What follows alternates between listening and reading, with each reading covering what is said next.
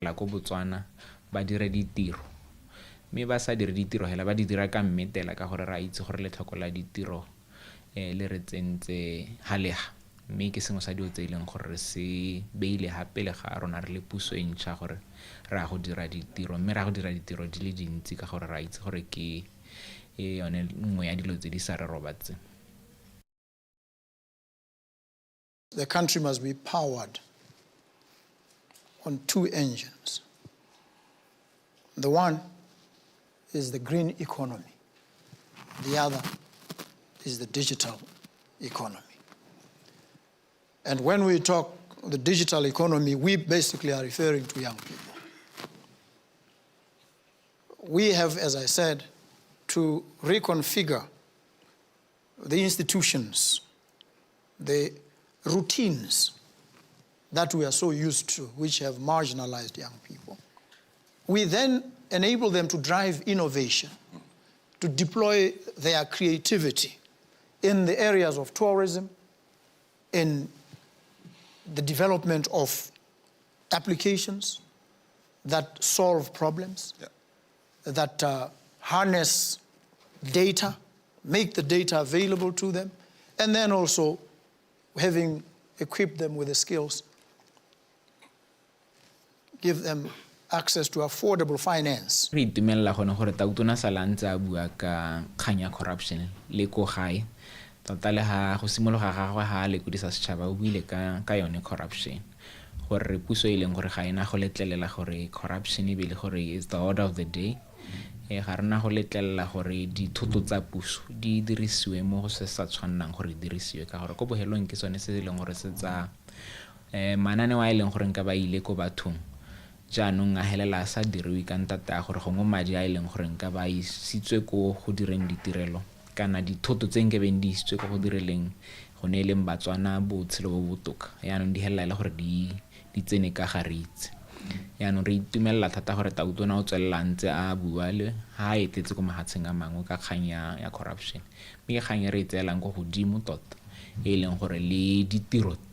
tshwantse gore di simololle go itshupa gore re puso e leng gore ga e tolerate corruption. And so we need a whole array of interventions of this and other natures to make sure that we fight corruption. So the key, openness, transparency, e-procurement, because that's where the most dangers are in procurement, because the huge sums of money are traded there. Then you've resolved the bulk of the problems, and then you capacitate the institutions, and you have yourself a much safer environment that is largely corruption-free. Rona thata go botlhokwa gore re kopane le di-leader tse di tshwanang le bone bo Tshwane ba ileng gore ba gantsi ba bua ka tsone go tlhokomela tikologo ke so se botlhokwa thata ko Botswana ka gore one of dilo tse ileng gore di re tisetsa madi ke yone tourism mme tikologo gore a gore tshwantse gore re tlhokomele gore re tswelele jalo ile gore re anywa mo go yone ka gone go tlisa ba ileng gore ba tla ta ko lehatshe la rona ba ta go itemogela di tsa tlholego tse di teng jaanong gore re di tlhokomele as a priority for government re ta tswelela jalo ile gore re ikopanya le ba ileng gore le bone ba eteleditse tota agenda ra ya go tlhokomela tikologo ko pele ka gore re itse gore ke nngwe ya dio tse re eng gore re anywa mo go tsone mme gape go botlhokwa kana Tony Black ke di-leader tsa pele ra gore diplomatically ke batho ba ileng gore still ba ka re connecta jalo le mahatshe a ileng gore ba tswa go gone mahatshe a ba dirisang tse le bone their experiences as leaders tsa bogoromente ba bangwe re tswelela re anywa mo go bone gore bone ba ne ba kgona jang ke ntse di naka ba kgoreletsa ke ntse re tshwantseng gore le rona re di sute re ska ra kopana le tsone le bone ba EU jalo ke tsone go atolosa tsone botsala bo ileng gore na le bone ra itse gore EU market ke yone gantsi kana ke yone e jang nama ntsi ya rona go Botswana yaanong ke gone go ikopana le go baakanya yone melao ya bone gore e ska e tla e re baaka ha musi e be le gore ka tswelela jalo ile gore di famara go Botswana kana marua kgomo ba tswelela ile gore ba anywa jalo yone tirisano mmogo ya rona le mahatshe a Europe tota hela kana bone ba buletse gore re ka trader le bone ka mo re kgona gongwe gompieko re we limited to beef ka gore gongwe ke yone product e re nang le yone mme go na le tse dingwe tse e leng gore ka di dira go oketsa ha e leng gore re na le tetelelo mme kana go kopana le bone ke gone go nna go oketsa gore mme re santse re na le tse dingwe tse e leng gore ka di tisa ko mahatsheng a lona mme re kopa jalo gone gore tirisano mmogo e nne e lolameng gore e be e le gore rotlhe ra benefita mo go yone ka go lekalekana mme go ra gore le rona re le go ga re itse gore re dire dilo tse e leng gore re ka di tlisa mo mahatsheng bogolo thata one a bidiwang a humileng a e leng gore a mo Europe gore re dire dithoto tse e leng gore re ka di rekisa go bone hela jaaka ba dira dithoto tse ba di rekisang go rona. So we look to investors to come and deploy the finance so that it powers development, it transforms people's lives, it regenerates a whole country, and there's good money to be made. There are some profits, legitimate profits to be made in the deployment of finance for development. For the government's part, as I conclude, all the regulatory strictures and policy incongruities that may be extant, we are in the process of addressing. And we will remove, we trust in the shortest possible time, all the red tape and create an environment that best conduces to this partnership between government and the private sector. So thank you very much. That is an open invitation to investors to say to them, you're most welcome. We are ready to receive you and to work with you closely in partnership. We have an understanding le ba le bontsi tota ba ileng gore re kopane le bone gore ebile e ne se la ntlha re kopana re tabo a re kopana gape gongwe mo diforamong tse dingwe kana ba ta re etela ko Botswana gongwe ba ta go bona se e leng gore ne re se rekisa mo go bone gore se teng go rona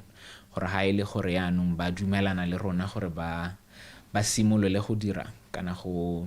investa mo lehatsheng la Botswana e be le gore tse ne re ntse re di bua gongwe re le kwano ba sa di bone ba di bona jaanong ha ba etetse go Botswana mme re itumela thata gore bontsi ba se re setse re mo go bone ke se positive bontsi ba bone ke ba ileng gore ba ta go gata mme sengwe gape se ka irang gore go nne molemo ke gone gore ha ba ta re bolelle Batswana gore kana bone ba ke bone ba ne re kopana le bone kwa Maloba mme ba tile yalo e le mothala one wa gore re ne ra kopana le bone ko Davos mo lehatsheng la Switzerland gore le Motswana a itse gore ga re ntse re tsamaya mo mahatsheng re rile kae mme re ta re tshotse seng se e leng gore ne re se latetse yaanong re itumella gone gore re ne re reetsana kana ba ne ba reetsa ba re utule bontsi ba bone ba supile ha bana le kgathego ya go ta ko lehatsheng la Botswana go ta go direla teng. The most important thing is to move beyond the stage of these engagements to the critical stage of action. And the test really for success is how quickly we're able to move from conceptualization, talking, to actually acting and delivering concrete and tangible results. We are looking to establish durable partnerships with businesses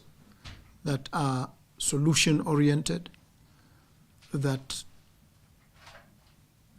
align with our strategic objectives.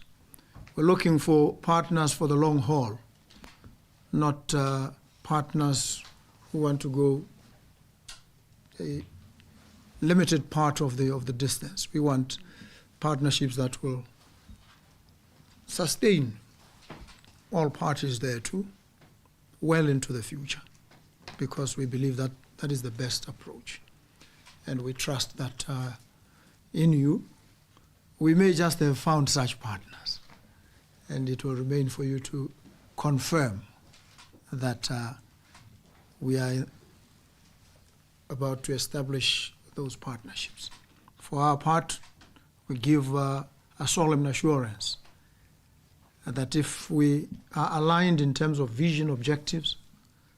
then we are ready to proceed. o ta gakologelwa gore kopane le babegadikgang ba mahatshe a mangwe ba e leng gore ba ne ba tsaya tšhono le gone go interviewa tautona. Re kopane le baeteledipele ba mahatshe a mangwe ba e leng gore ordinarily o tla tshwanela ke gore o ba latele ko mahatsheng a bone, but because ke space se lengwe hela go raya gore gone mo go koletsa le puso madi a e leng gore na ka dirisa re ba etela ka bongwe ka bongwe. Jaanong maeto a ntseng jaana ke maeto a tlhokegang gore re a tseye ka gore batho ba kgobokane go le gongwe hela go raya gore re ka dira dilo tse dintsi tse e leng gore re ka be re paletswe ke go di dira gongwe ka lone gore le tlhoko la madi gore nke be re ba latetse ka bongwe ko mahatsheng a bone. Tota le bone ba goepi ha ba kgobokane go gongwe ke gone ha e leng gore re tseye tšhono tota gore re ba kapele gone ha ba kgobokaneng teng. Jaanong maeto a ntseng jaana ke a rotloetsang lehatshe gore le nne le dira jalo go ba latela ha e leng gore ba ikgobokantse teng, ebile gore re ka simolola tsone dipuisano jalo tsa gore ba kata jang. Tse dingwe ke tsone tsa go baakanya tota kana moalo wa ditirisano mmogo le mahatshe a mangwe a bapile le rona a kgakala bothela le ba e leng gore ba ka tsaya dithoto tsa rona tse re di dirang ko lehatsheng la Botswana. Go botlhokwa gore be re dile kwano ka gore mo gongwe ke go ithuta gore mahatshe a mangwe ba tsamaisa dilo tsa bone jang, ebile ga e le gore le kopana le bone le kgona gone go hapanna kana go buisana jalo gore rona re dira se dirang botoka.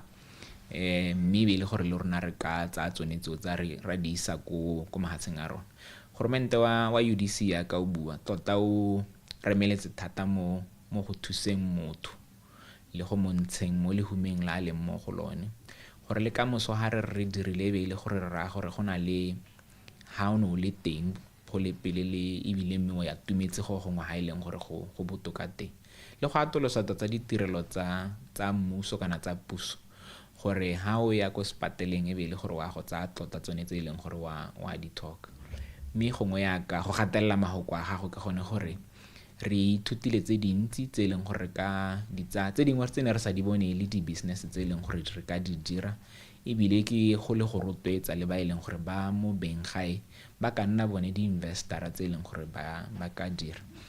jalo. Re ithutile go le gontsi gore go na le tse dingwe tse dintsi tse re ka di dirang ko gae, mme re tsere mohago wa gore ha re tsana ko Botswana re tla rutuntsha Batswana gore ba tsene jalo mo di-businesseng tse dintseng yalo tse e leng gore di ka gokotsa le lone le tlhoko la ditiro. Botlhokwa gore go nne le continuation bogolo thata mo go bogoromente, but kana goromente wa rona ga teka gongwe mananeo a tshwanang le a puso e hitileng, gongwe gape ga re lebe dilo ka go tshwana le puso e hitileng. Jaanong gone mo go ha di-investora tšhono ya gore ga ba simolola gape go buisana le rona gongwe go na le tse rona re sa akantseng se botoka, go na le bane ba ntse ba le teng, gongwe go na le sene ba le teng ba se lebile le rona mme re bona gore mme mo go ka berekela Motswana botoka. Jaanong go na le gone gore re thola re dikologa re bua le batho gantsi ke gone gore re utlwe gore mme ba ne ba tshotseng go le pele e re ha re nna hatshe le bone re dumalana e be le gore ke dio tse e leng gore di ka berekela lehatshe go ya ko pele. Ga nka e ka buelela gore goromente o na a lebile mo di-investoreng, mme rona kana bogolo ba se re se batang mo di-investoreng ke go dira ditiro, mme go dira gape le go direla gore dilo tse ba di dirang e be le gore Motswana o a kola le o sa bonang tiro go na le sa kolang mo komponing e leng gore e tabe e tlile mo lehatsheng e tla go direla ditirelo tse di harologaneng. Mme gape ke gone gore re ithute gape gore mo go ba hitileng tota ke eng se ne se ira gore dilo di diege gore go tsewe ditshwetso tsa gore ha e le gore investora o na le kgathego re ka hegosa jang ditumalano ga gare ga rona, re sutisa tsotlhe tse e leng gore di tlhoka gore di sutisiwe gore environment e nne suitable for ba e leng gore ba batla go investa mo Botswana.